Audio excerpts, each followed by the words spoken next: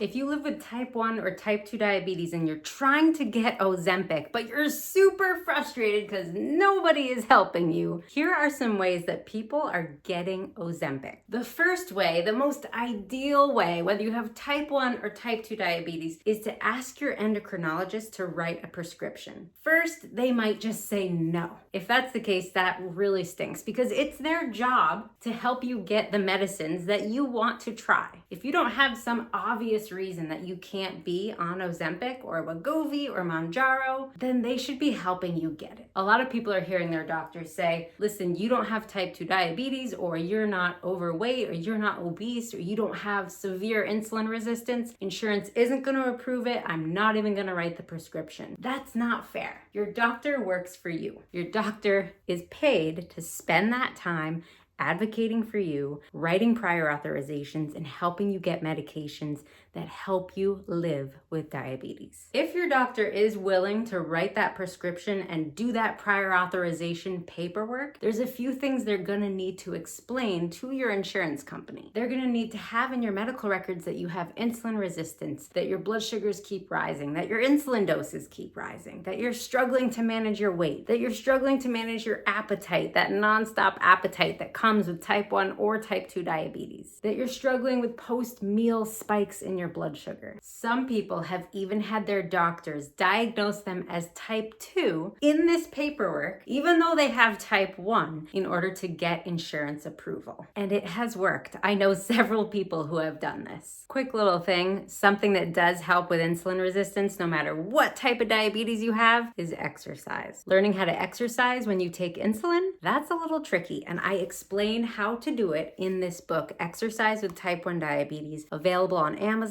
It's only 100 pages. Okay, so what if you cannot get your endo to write the script? What if you cannot get your insurance to cover it no matter what? Some people have gone online, filled out the form for the Ozempic savings coupon. You do have to say that you have type 2 diabetes. They won't give it to you if you say you have type 1. But if you're able to get this form, it brings the price of Ozempic down to $25. So you would take this form to the pharmacy with the prescription from your endocrinologist, and that should go through, processed by your pharmacy, and cover the price and bring the price down to $25. I know several people who have gotten Ozempic by doing this. I was about to do this, and then when I went with this paperwork, my pharmacist said, actually, I just ran your insurance, and for some reason, it's covered now. I still honestly don't know what happened, but apparently my insurance is covering my Ozempic right now. I haven't called yet to the insurance company to figure out what the heck is going on. My pharmacist thinks they might have added it to their formulary, and so it just got easily covered the way it was covered on my previous health insurance